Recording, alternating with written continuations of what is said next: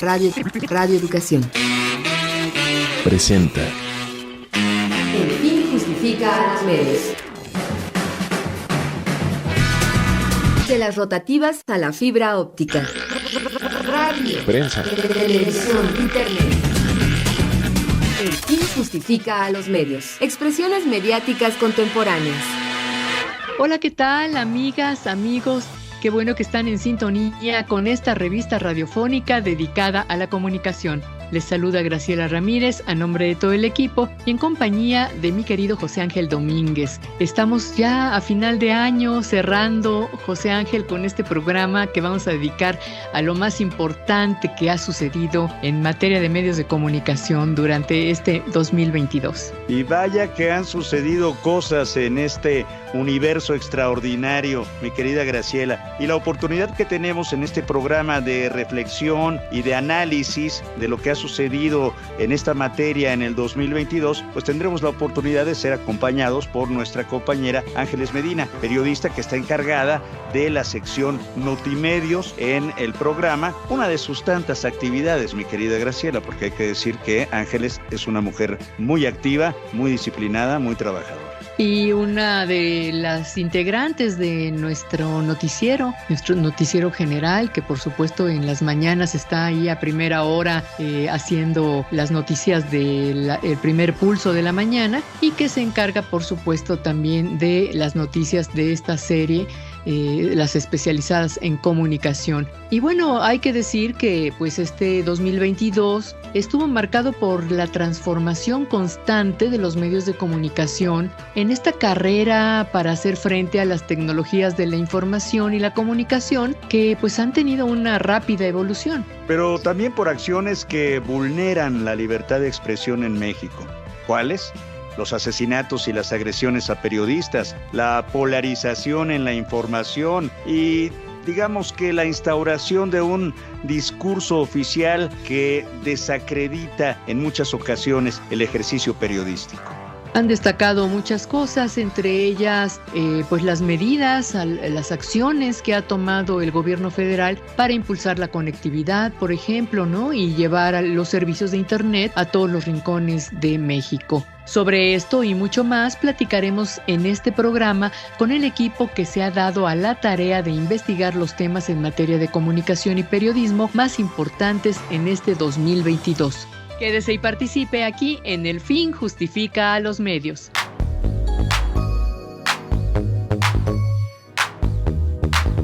Como en todas las emisiones de nuestro programa, nos da muchísimo gusto saludar a todas las personas que lo escuchan al aire por alguna de nuestras frecuencias, a quienes lo hacen vía internet en cualquier parte del planeta, que cada vez parece más pequeño en términos de comunicación, y por supuesto a quienes nos sintonizan a través de nuestras emisoras hermanas. Les deseamos lo mejor del mundo hoy y siempre.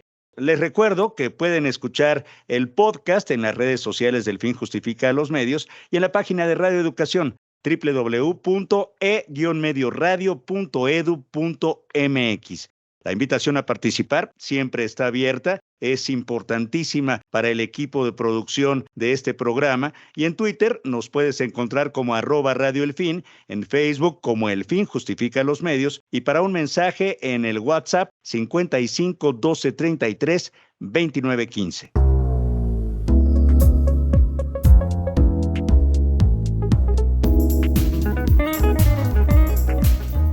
Pues ya le decíamos al inicio de este programa que hoy vamos a hablar sobre los hechos más importantes en materia de comunicación y periodismo en este año que está terminando, 2022. Y por supuesto, en este recuento no podemos dejar de hablar de lo que ha sido un acierto, pero también de lo que ha mermado el ejercicio de la libertad de expresión en México. Y para entrar a esta parte del programa, le damos la bienvenida a Ángeles Medina, titular de Notimedios, quien se ha dado a la tarea justamente de seleccionar varias de las noticias que le parecieron más relevantes. Angie, muchas gracias por estar aquí. Qué gusto tenerte en el programa, como siempre, en este cierre de año. ¿Cómo estás, Graciela, José Ángel? Pues me da mucho gusto estar aquí frente al micrófono con ustedes. Al contrario, gracias por tu tiempo, por la disposición y desde luego por el trabajo. Y hablamos y hablaremos de cosas que luego son dolorosas y terribles, porque una de las realidades que ha vulnerado la libertad de expresión en nuestro país, no podemos cerrar los ojos frente a las agresiones, frente a los asesinatos de periodistas, que en este 2022, bueno, pues ya se contabilizaban 17 periodistas asesinados, pero lamentablemente solo en 10 se reconoce su homicidio como resultado del ejercicio de su profesión. ¿Qué nos dirías en este tema, mi querida Ángeles? Pues sí, realmente es una situación alarmante. Ya lo decías, José Ángel, artículo 19, pues ha denunciado una serie de situaciones. En el último decía que las agresiones contra periodistas aumentaron 51.83% en el primer semestre de este año. Estamos hablando que ya al cierre del año de este 2022, pues bueno, el incremento es aún mayor, ¿no? Esto pensando en el 51.83 del primer semestre, significaba que cada 14 horas se atacaba a un comunicador. Entonces, pues esta situación, pues sí se ha incrementado alarmantemente. Sobre todo, y lo que se ha dicho es en esta administración del presidente Andrés Manuel López Obrador, donde ya se registran 331 agresiones contra comunicadores, mientras que en el mismo periodo, y aquí se hace la comparación inevitable con el sexenio de Enrique Peña Nieto, pues solo se contabilizaron 218 homicidios de periodistas, ¿no? Entonces, algo que ha comentado el presidente en varias de sus ya famosas conferencias matutinas es que, bueno, el Estado ya no es agresor de la prensa, como se decía anteriormente.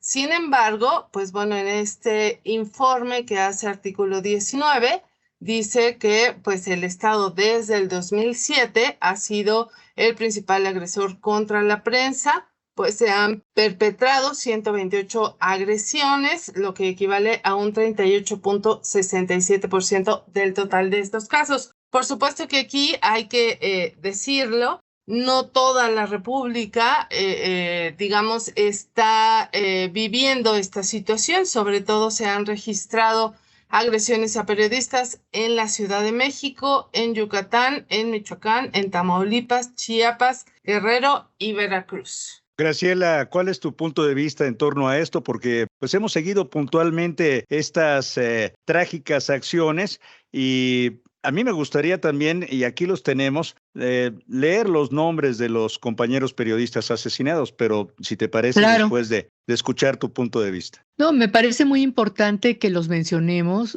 aunque no nos dé tiempo como de hablar de cada uno de ellos, de quiénes fueron, de por qué sufrieron estas agresiones o asesinatos de hecho. Pero creo que la situación en el mundo, pues, es muy parecida, ¿no? Porque estábamos viendo en esta otra nota que nos compartía Angie, que de acuerdo a la UNESCO, 9 de cada 10 homicidios en el mundo de periodistas siguen sin resolverse y el nivel de impunidad en nuestro país, pues, es muy similar, ¿no? A pesar de los esfuerzos que se han hecho por tratar de resolver este cáncer de la libertad de expresión. Pero sí me gustaría que los mencionaras, José Ángel, ¿no? Creo que también sabemos que hay distintos organismos que miden estas agresiones y uno de ellos es Artículo 19, que es una organización civil, ¿verdad? Que para ellos pues son 17 periodistas en lo que va del año que fueron asesinados y pues son precisamente los que vas a mencionar a continuación. Con mucho gusto. Ellos son Pedro Pablo Camul, José Luis Gamboa, Margarito Martínez, Lourdes Maldonado, Roberto Toledo, Herbert López, Jorge Luis Camero, Juan Carlos Muñiz, Armando Linares, Luis Enrique Ramírez, Yesenia Mollinedo, Sheila Johanna García, Antonio de la Cruz, Ernesto Méndez, Juan Arjón, Fredid Román Román y Cándida Cristal. Todos ellos personas mexicanas y mexicanos que ejercían el oficio de informar un oficio que es importantísimo para nuestra democracia o la construcción de nuestra democracia que se sustenta como en un equilibrio precario, mis queridas amigas. Sí, bueno, si me permiten,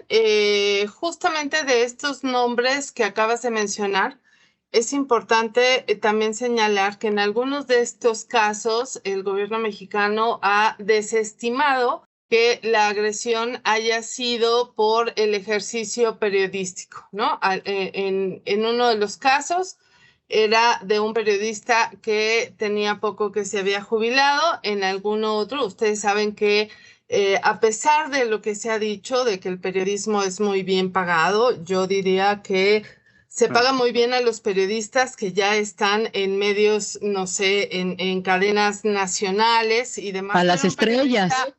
Exacto, también, ¿no? A estos líderes de opinión que les llaman, pero pues realmente a un periodista de a pie, digámoslo así, pues no son los salarios que les permiten tener una vida cómoda, ¿no? Entonces muchos de ellos pues tienen una doble jornada. Entonces, en algunos de los casos, pues eran periodistas o comunicadores que también tenían otra labor. Entonces, en este caso fue desestimado. Algunas otras, en el caso de Yesenia Moginedo y Sheila Johanna, bueno, a ellas decían que había sido más un caso de extorsión, es decir, que ellas extorsionaban a otras personas. En fin, creo que sí es importante mencionar este asunto porque no todo el gremio periodístico, digámoslo así, en el país, pues gana unos sueldos altos, como se ha dicho, ¿no?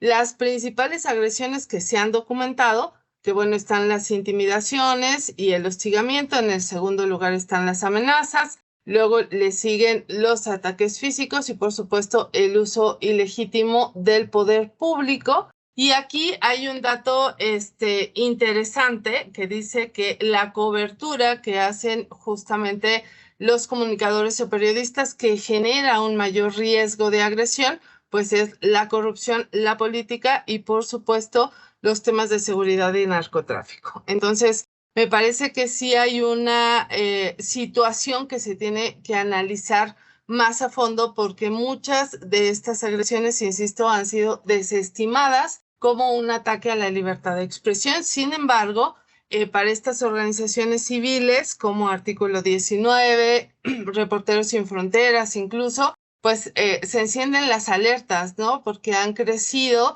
en los últimos años pues estas agresiones a periodistas. Sí, así es, y es un tema que seguiremos tratando, por supuesto, con la profundidad que se merece. Esperamos soluciones, exigimos siempre un trabajo profesional por parte de las fiscalías y de aquellos que investigan estos crímenes, pero pues desgraciadamente, y como bien decía Graciela, la mayoría de los casos, no solo en México, sino en el mundo, siguen sin resolverse. Ojalá estos temas sean del interés de las personas que nos escuchan. Los invitamos a que se queden aquí con nosotros en El Fin Justifica los Medios.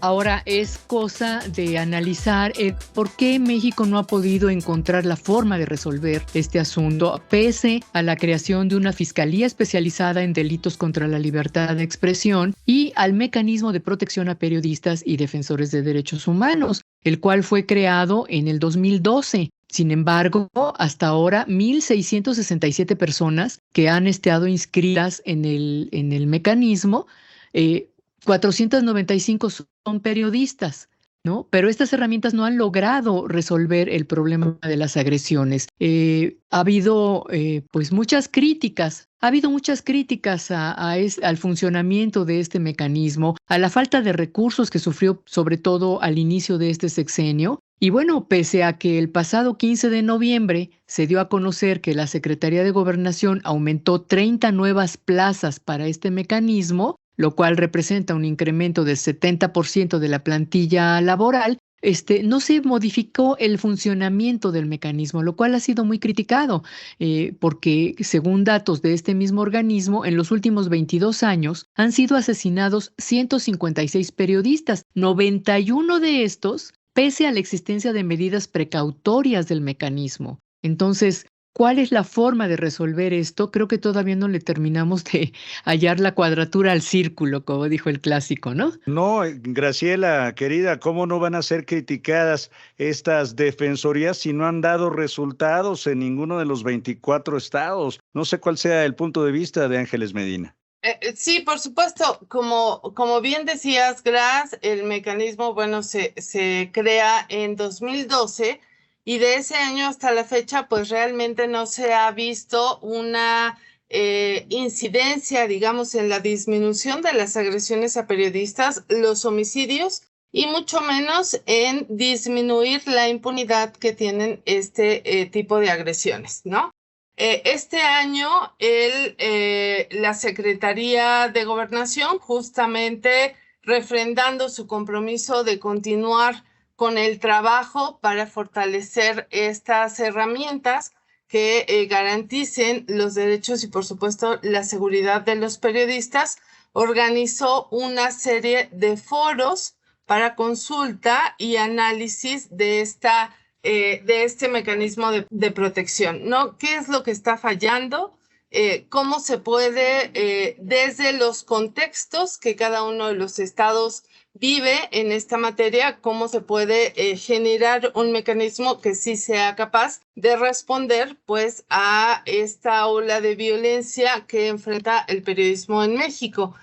Me parece que hasta la fecha se han hecho 8 foros, eso fue en la primera mitad del año, está Oaxaca, Chihuahua. Hubo un foro aquí en Morelos, del que también se habló en uno de los programas del Fin Justifica, donde, bueno, ahí se advertía justamente, recordarán ustedes, sobre este uso oficial del medio público del estado de Morelos, ¿no? Del sistema Morelense. morelense, exacto. Entonces, bueno, este tipo de foros ha derivado en una serie de propuestas para mejorar esta herramienta de protección para personas defensoras de derechos humanos y periodistas, pero hasta el momento, pues no se ha dado a conocer la manera en que va a mejorarse este mecanismo, ¿no? Lo único que se dijo hace casi un mes es que se incrementa la plantilla de personal que opera el mecanismo de protección para personas defensoras de derechos humanos y periodistas, pero más allá no se ha hablado absolutamente nada. Como ya decían, pues hay este instrumento, está en 24 estados de la República, pero no son instrumentos que hayan sido homologados, es decir, no todos cubren de la misma manera la seguridad de los periodistas. Además que en varios casos, ustedes recordarán también de asesinatos, bueno, ha habido una controversia entre el Estado y los mecanismos estatales, digamos, entre el mecanismo federal y los mecanismos estatales respecto a quién podría resolver o atender estas agresiones a periodistas, ¿no? Incluso se ha dicho a algunas organizaciones que hubo un filtrado de datos de este mecanismo y que eso pues puso en riesgo la vida de las personas que están inscritas, de las y los comunicadores que están inscritos en esta herramienta de protección. Hay que decir que en este mecanismo están participando destacados periodistas y reporteros que tienen una larga trayectoria en el tema de la protección a periodistas, como es el caso de nuestro querido Rogelio Hernández, que están precisamente fungiendo como asesores de alguna manera, consejeros que están participando en estos foros, proponiendo formas para que este mecanismo logre mejor sus objetivos. Esperamos que para el 2023 podamos ver avances y sobre todo en la reducción del número de periodistas asesinados. Pues sí, esperamos que así sea, mi querida Graciela, y trabajaremos en ese sentido, al menos en la parte que nos corresponde de informar a nuestras audiencias de la radio pública de cuáles son las circunstancias, cuáles son los hechos, hasta donde sea posible hablar con las personas. Desgraciadamente, el estado de violencia en nuestro país ha crecido. Hay muy pocos estados que no reporten una agresión a periodistas, y luego las explicaciones oficiales, como decía Ángeles, dice, no, es que no era periodista, era taxista, no, es que estaban extorsionando a tal, sea cual sea la realidad, se tiene que llegar al fondo del asunto para saber qué es lo que está sucediendo ahí, porque el periodismo se ha convertido en una profesión, siempre lo ha sido, una profesión de alto riesgo y en la cual también los profesionales de la comunicación pues están, hay muchos que están envueltos en redes también terribles, ¿no? En complicidades, en cochupos que todavía no se han erradicado del todo en el panorama de la prensa y la comunicación de nuestro país. Así es, y yo creo que algo que está afectando justamente el trabajo muy responsable que están haciendo, como bien decía Graciela, periodistas que han sido, digamos, muy puntuales en las observaciones a este mecanismo, pues también tiene que ser la burocracia que implica justamente esta serie de herramientas, ¿no? Y ahí yo creo que sí habría justamente que revisar hasta qué punto el gobierno, que por supuesto tiene que ser garante de la seguridad de los periodistas, está dispuesto a actuar en este sentido para generar un mecanismo que verdaderamente cumpla con esta función.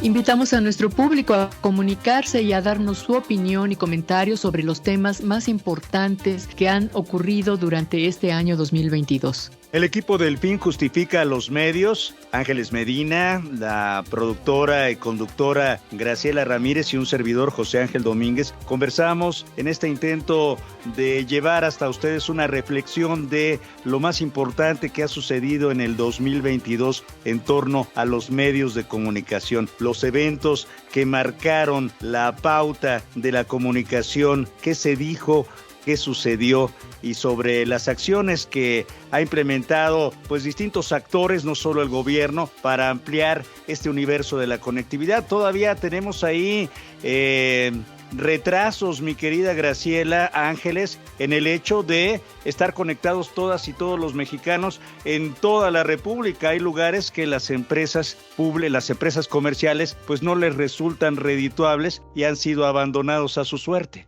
Pues sí, realmente ha sido difícil en todo esto de la conectividad, sobre todo las acciones que han impulsado el gobierno federal para tratar de llevar internet a todos los hogares. Recordemos que, México es uno de los países que aún sigue teniendo esta brecha tecnológica que ya no se define únicamente entre el acceso, digamos, a internet, pensando en una cuestión de género entre hombres y mujeres o entre personas que tienen recursos y personas que no tienen recursos, sino que la brecha digital también tiene que ver con el asunto de quién es más,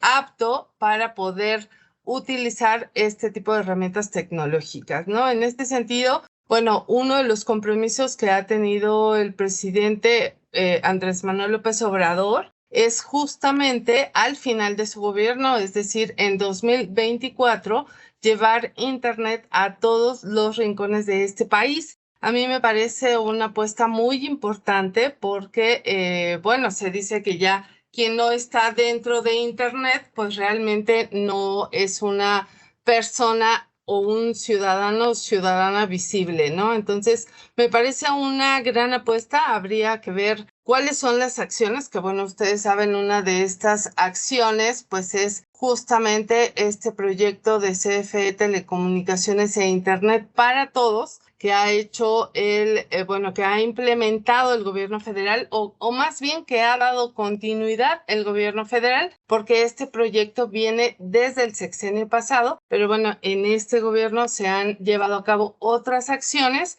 para justamente impulsar esta conectividad a través de la empresa telecomunicaciones que es Altán Redes. Ustedes recordarán que, Altán Redes fue quien ganó justamente la concesión para este proyecto de red compartida que uno de sus objetivos pues era democratizar el uso de Internet en el país. Y bueno, ahí habría que analizar bastantes cosas. Muchas cosas, mi querida Graciela, ¿no? Como la ciudadanía digital de la cual hemos hablado, ¿no? Que es una obligación, digámoslo así, de los tiempos presentes, de esta enormidad de país que geográficamente también tiene muchas complicaciones. El presidente lo dijo, se comprometió en su informe de pues, hace un mes, el 27 de noviembre, después del desfile, después de la, más que desfile, por supuesto, después de la marcha y que rindió su cuarto informe de gobierno en el Zócalo, se comprometió a conectividad total para nuestro país al término de su administración, lo cual me parece sensacional, ojalá, pero un poco optimista tal vez. Así es, y bueno, una de las estrategias que ha seguido el gobierno es precisamente la de hacer una alianza con algunas empresas menores, digamos, ¿no? Es el caso de Altán Redes, que supuestamente va a apoyar el que llegue Internet a los lugares alejados y precisamente a través de esta red de la Comisión Federal de Electricidad, porque entendemos que es necesario tender cableados a lugares muy alejados que a otras empresas pueden no convenirles porque es muy costoso llevar hasta allá todos estos cables y que no haya pues suficiente gente como para que les costee económicamente. Sin embargo, a través de la CFE, que esta división que hay ahora de telecomunicaciones e Internet para todos, teóricamente, pues sería posible. Esperamos que lo logren porque es realmente muy importante que nuestro país esté conectado, que la mayoría de los mexicanos tengamos acceso a Internet, porque de lo contrario nos vamos a quedar fuera del mercado laboral del mundo. El mundo se está transformando muchísimo y en los próximos años Internet va a ser todavía más importante para realizar casi cualquier tipo de tarea, cualquier tipo de trabajo. Los estudios también van a ser en gran medida a través del uso de esas plataformas de Internet. Y por supuesto, todos los servicios que da el gobierno, ¿no? O sea, es muy importante para poder realizar pagos, para poder realizar trámites.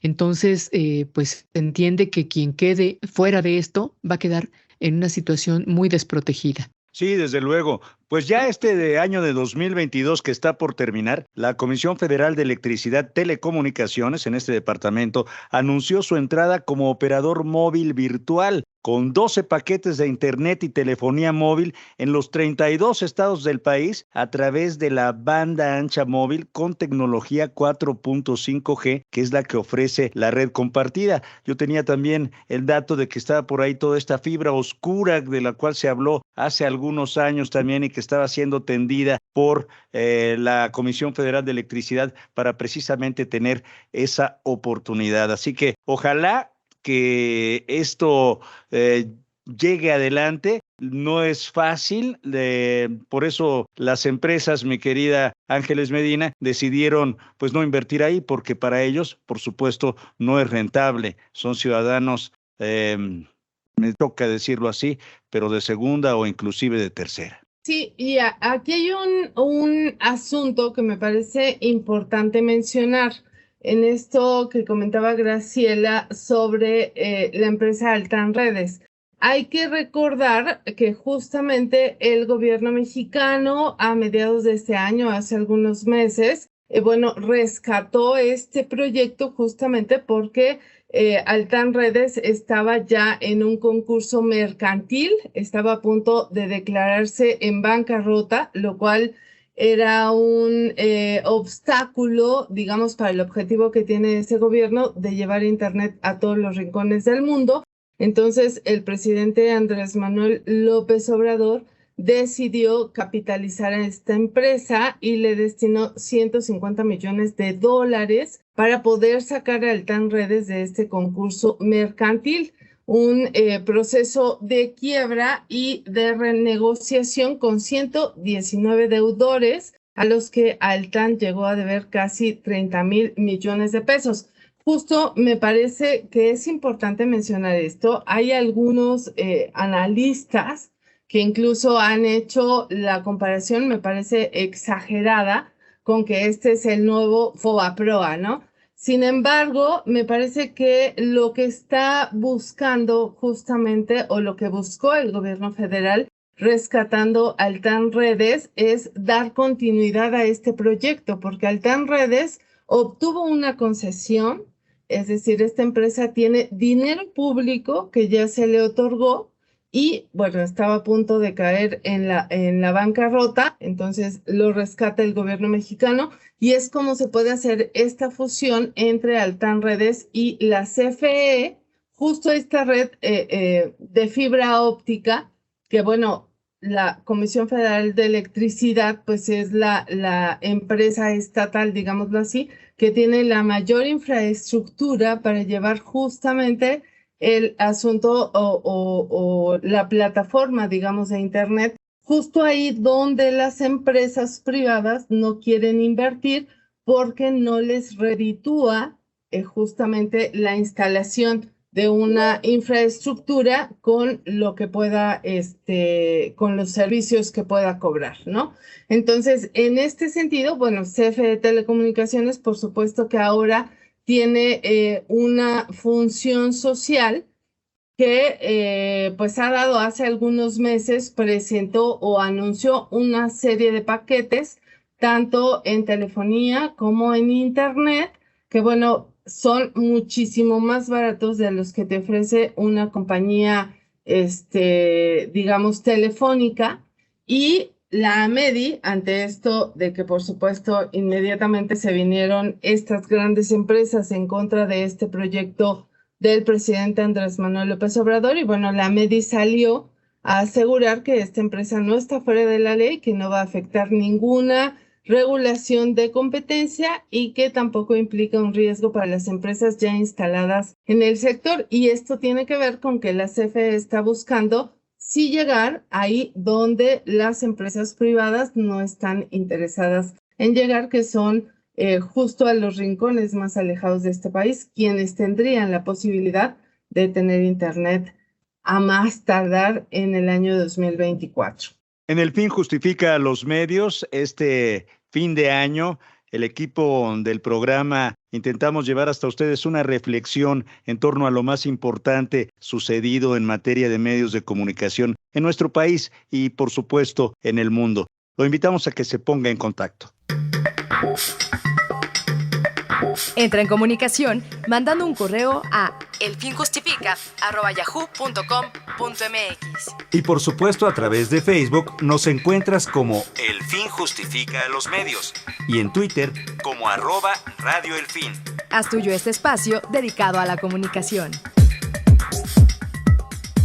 Estamos en El Fin Justifica a los Medios. Hacemos un recuento en torno a lo más importante sucedido en este universo extraordinario de la comunicación durante el año 2022. Le invitamos a que se ponga en contacto con nosotros y que nos deje su punto de vista, su opinión, su comentario. Ángeles Medina, Graciela Ramírez y un servidor, José Ángel Domínguez, se lo agradeceremos. Bueno, pues, ¿qué les parece el tema de las fake news, mi querida Graciela Ramírez? Bueno, hay que mencionar que precisamente la aparición de Internet y de las redes sociales han permitido romper ese cerco informativo, digamos, que tenían los medios tradicionales, hablando de la radio, de la televisión, incluso de la prensa, ¿no? Internet y las redes sociales nos están permitiendo ahora conocer otros aspectos, otros puntos de vista. Todos de alguna manera tenemos la posibilidad de dar nuestras opiniones, nuestros mensajes, de emitir comunicaciones y por supuesto que esto es positivo, pero también tiene su parte negativa y la parte negativa pues son justamente las fake news, mal llamadas fake news, porque en realidad estamos hablando de desinformación que también existía en los medios tradicionales, pero que en Internet se multiplican de una manera impresionante, ¿no? Con una rapidez asombrosa, en una cantidad tremenda que vuelve ya esto muy pantanoso, muy difícil para la gente distinguir qué información es verdadera de la que no, en qué momento hay una manipulación. Se está permitiendo también esta posibilidad de que cualquier persona se ponga a debatir con alguien que tiene a lo mejor estudios de doctorado, investigaciones profundas y que pues simplemente las personas pueden creer en lo que quieran creer, ¿no? Y a eso se refiere esto de la posverdad, o sea, pues estamos en una situación en la que todos estamos en la reafirmación de nuestras propias creencias. Tomamos de Internet lo que refuerza lo que ya de por sí creemos, ¿no? Sí, así somos, gregarios y crédulos también.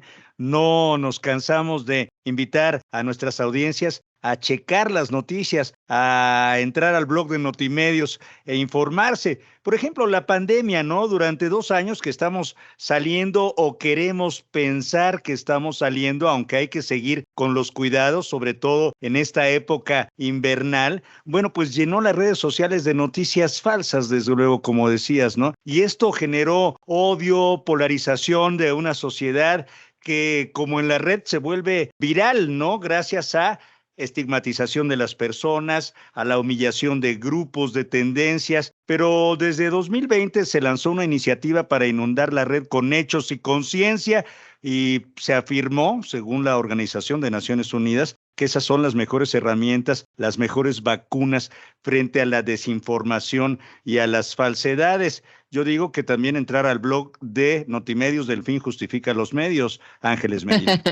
Exacto, yo creo que ahí no van a encontrar noticias falsas. Y miren, creo que como bien lo decías, José Ángel, el asunto de la pandemia, pues lo que hizo fue provocar justamente que las noticias falsas o lo que se ha llamado ahora infodemia, pues se pudiera difundir más fácilmente e incluso se incrementara, ¿no? Yo creo que, pues sí, efectivamente estamos frente a redes sociales y frente a la comunicación que cada día es más, digamos, inmediata, que es lo que lleva a veces a no darnos cuenta de que lo que estamos leyendo puede ser falso y eso nos genera mucho conflicto, ya lo dicen especialistas, que en situaciones de crisis, pues nunca faltan los grupos de la sociedad civil o estos llamados líderes de opinión que toman provecho de la situación para circular noticias falsas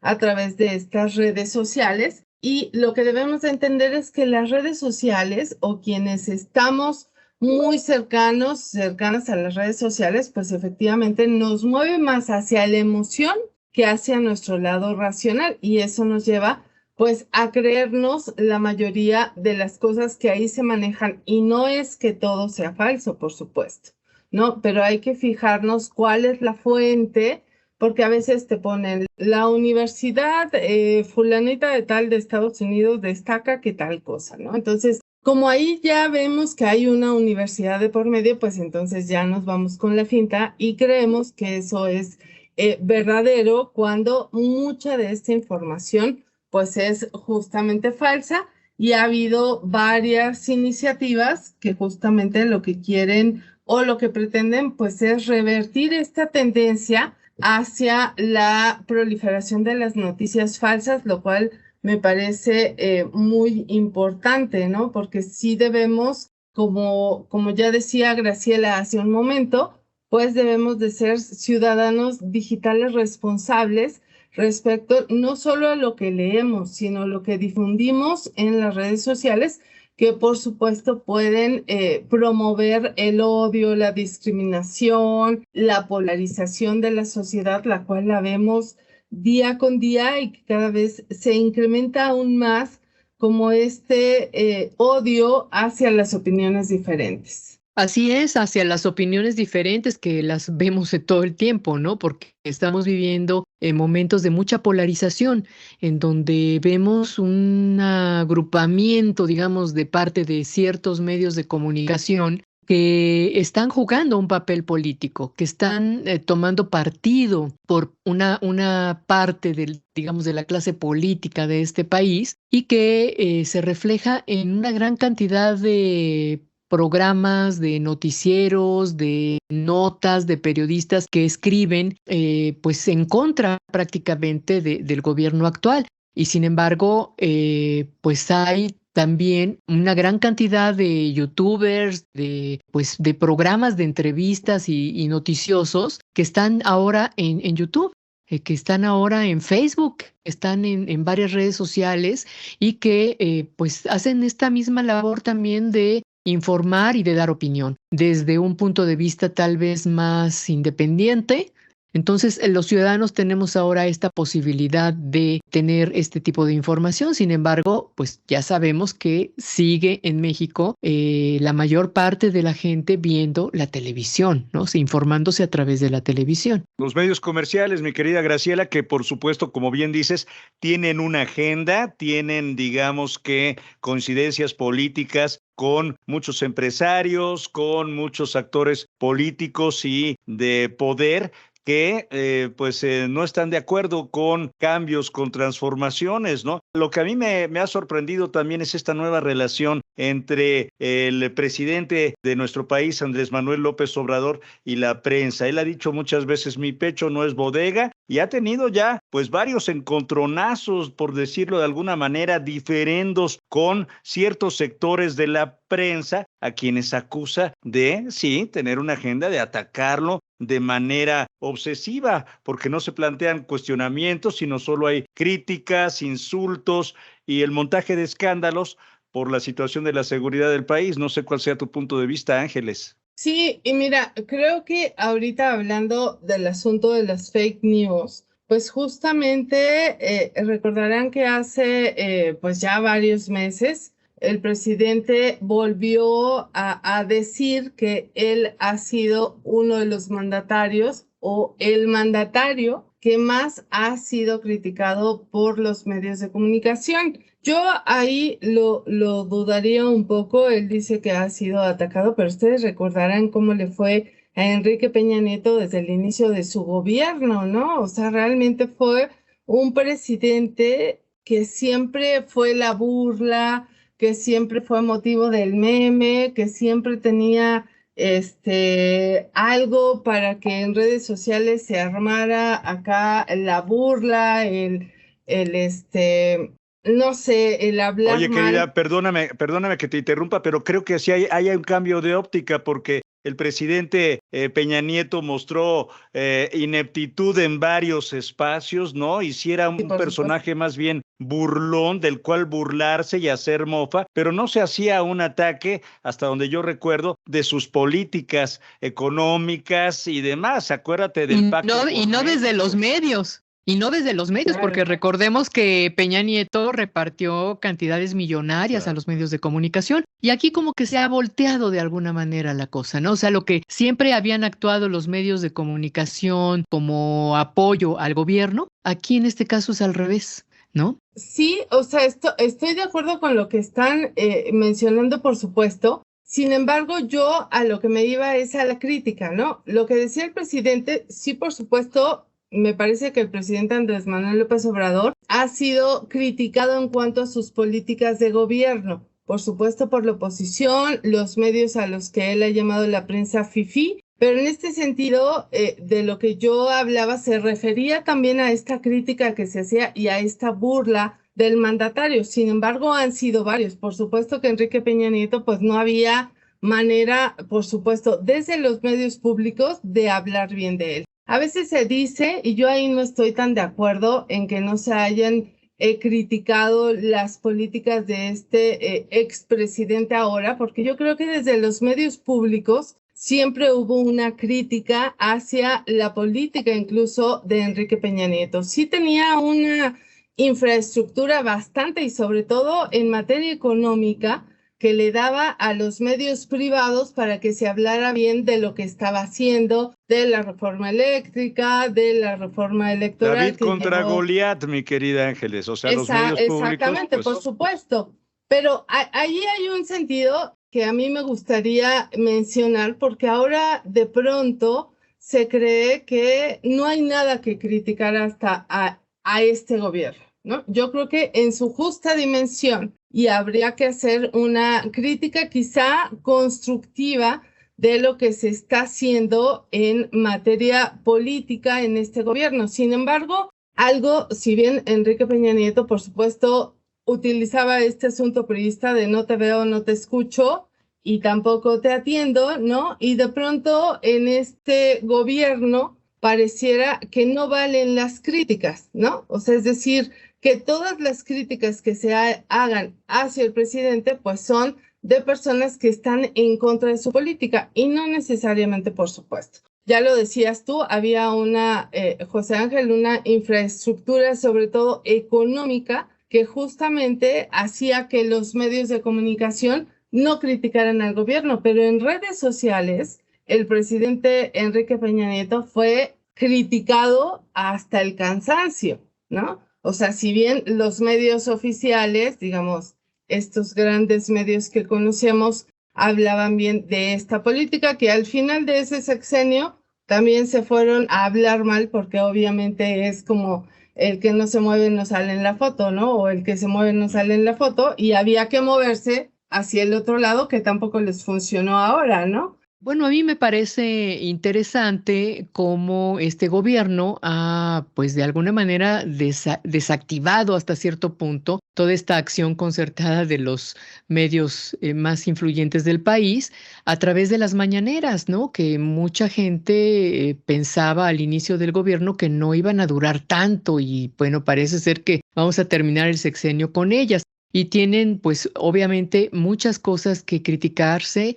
Por supuesto, esta crítica que en muchas ocasiones ha hecho el presidente y que se ha interpretado como una crítica a todos los periodistas, aunque él bien ha mencionado, pues, muy exactamente con nombres y apellidos a los periodistas que le parecen criticables, pero sí, por supuesto, una crítica a periodistas o a cualquier persona desde la investidura presidencial, pues suena como algo muy inadecuado, ¿no? Porque es un poder muy grande el que tiene un presidente y porque puede provocar, pues sí, reacciones en contra de esas personas por parte de otras más que podrían tomar acciones en su contra, y eso vulnera también el respeto y la seguridad de los periodistas y del ejercicio periodístico, ¿no? También creo que este tema de los datos, ¿no? Que tanto se ha criticado, el de yo tengo otros datos, ha habido también unas especies de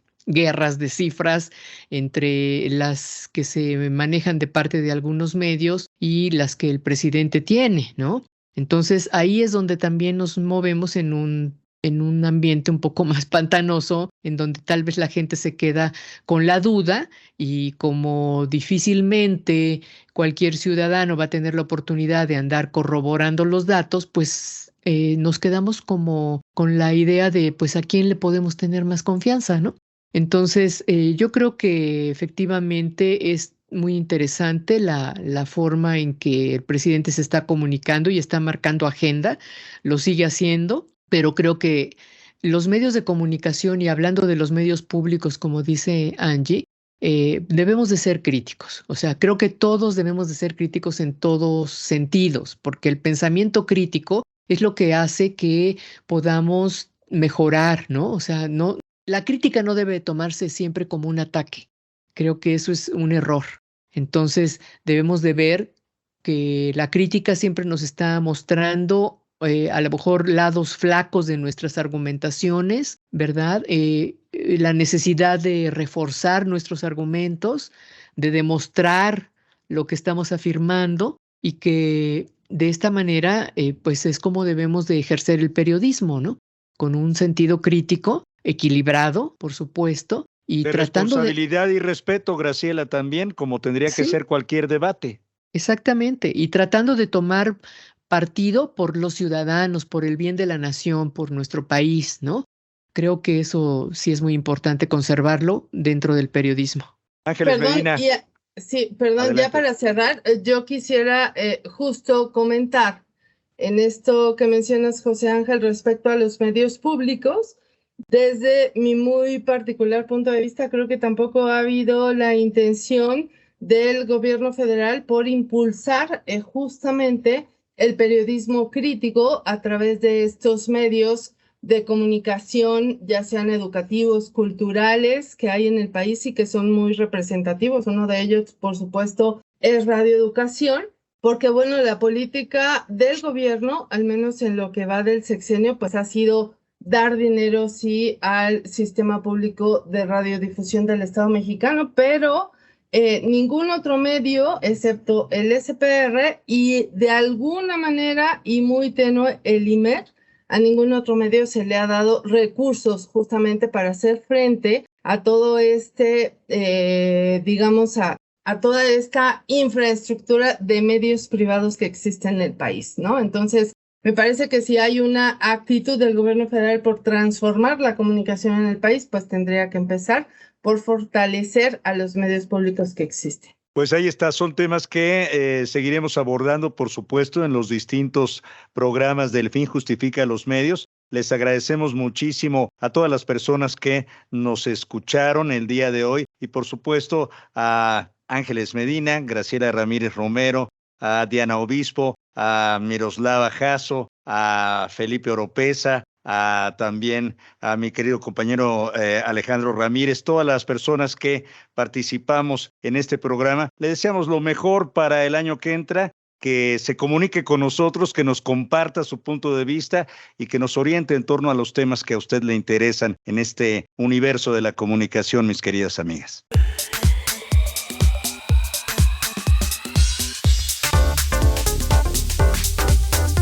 Pues hasta aquí el programa de hoy. Esperamos que les haya gustado y que cierren este año con la mayor felicidad y también con la reflexión de qué fue lo que hicimos, lo que logramos, lo que faltó y, por supuesto, no pueden faltar los propósitos del año nuevo. Nos encontraremos en este 2023 aquí en El Fin Justifica los Medios.